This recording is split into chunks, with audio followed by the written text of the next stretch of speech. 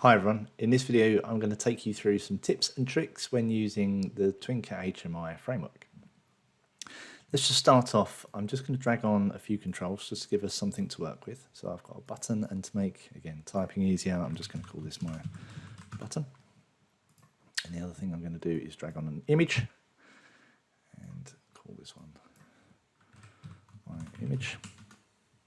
There we go. I'm actually going to assign the image, the source of the image, into images Beckhoff logo. The other thing I'm going to do is just open the Gallery Explorer and pull in EtherCAT image. We've got lots of other logos and icons here for you to use. And again, just keep things nice and easy for me to write. I'm just going to call that ethercat.svg. There we go. Right. So TcHmi has a framework behind the scenes which is accessible by JavaScript. Generally, standard HMIs, you'll just be using standard controls and using the graphical event configuration behind the scenes. If you need to do things more complex, you quickly jump into JavaScript. JavaScript then gives you the ability to access everything behind the scenes using the framework. The framework can be found on Infosys, just here, TwinCat, TC3 Engineering, TE2000 framework, and our API reference. Just to give you a bit of an example, if we go into TcHmi, TcHmi is one of the main namespaces behind the scenes. This is an object that gets created in JavaScript. This is where TcHmi's all the good framework lives. And we'll take apart something like controls, and we'll do Beckhoff, and we'll do the HMI button, just as an example. So you can see here we've got lots of gets and sets. Something we could do is, I'm sure we can find one saying something along the lines of get text. Let's just do a quick search. Get text, I'm sure there is. Text color, okay. All right, maybe not text. Get text. So we'll just do get left. That's an easy one. So get left, get top, something along those lines. So maybe on this instance we want to see where the button's living on the HMI screen itself. Maybe we want to affect its position. So there we go. There's an example. Get top. Let's go with this. I'm just going to select get top, and it tells us here use get top.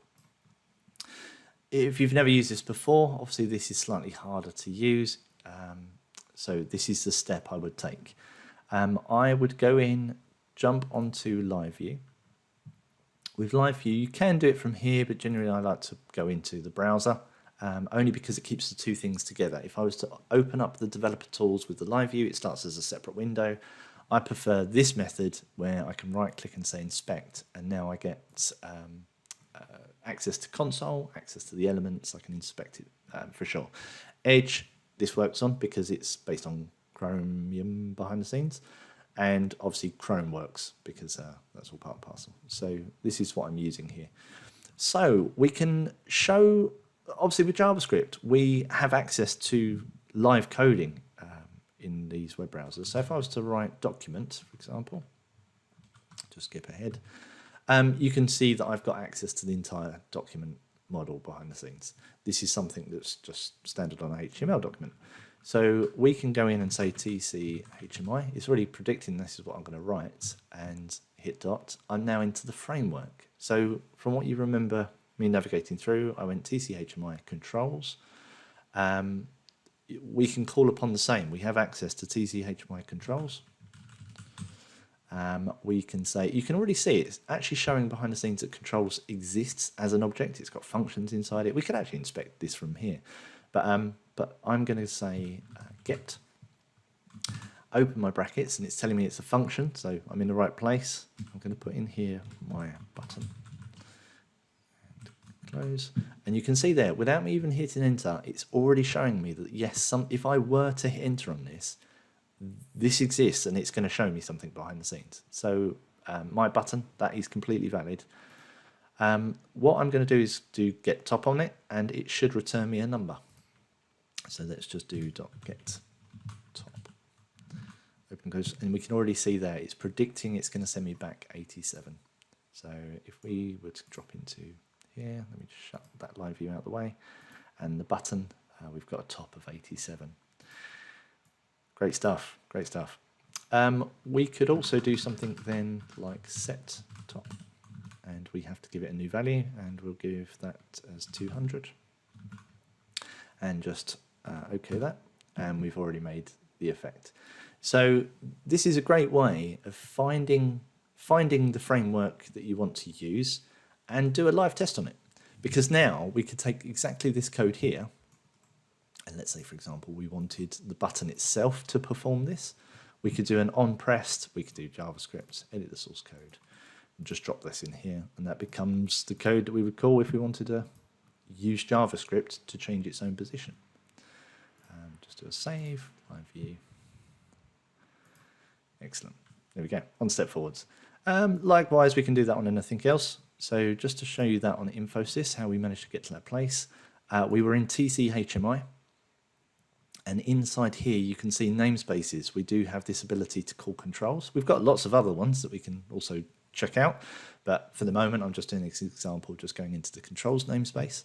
Inside the controls namespace we've got more namespaces, but also we do have some functions we can call, and this is the one that I'm doing. Returns the control of a given name, and if I do get, you can see here we've got a bit of an example where we're doing TcHmi get and the button itself. You can see here we're actually saying stick it in a variable so we can use it later, and so we're putting it into some control, and then we're going to say some control.setText. Oh, there we go, it's a setText value. We can do the same as well with live coding, because if I was to just press up on that just so I get my last thing that I typed, let's just remove this part here because I'm not doing the set, but I'm just getting the my button. I can then say var this button is equal to, there we go. Now if I say this button, you can see behind the scenes it's already telling me that there's something in there. I could then do set top on here and pass it in 10, and there we go, we've got control of it again. Sounds good. Just to show that we can do this also on an image, we're going to do TcHmi dot controls dot get, open brackets, my image.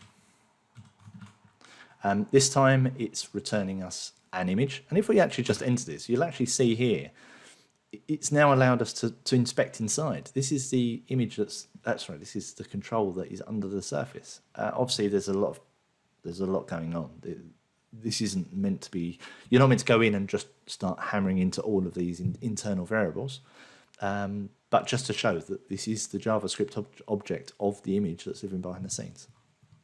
So we're going to say, let's just put my cursor back and actually move this just up a bit so you can see it again. And I'm going to say .get. Let's see if there is source. Yep, get source is valid. Open and closed, and you can see there it's already starting to predict that it's Beckhoff logo SVG. And likewise, we could say instead of get source, we'll do a set source src, and we know that we need to put it in as a string. It's images, and we're going to do ether cat SVG. And away we go. Okay, just remember JavaScript is case sensitive. So if you make any mistakes with the case, it won't work. Make sure you use capital T, lowercase c, capital H, lowercase mi, and you'll start your way to happy coding. Okay, I hope that's helped out some people, and on with the next video. Cheers.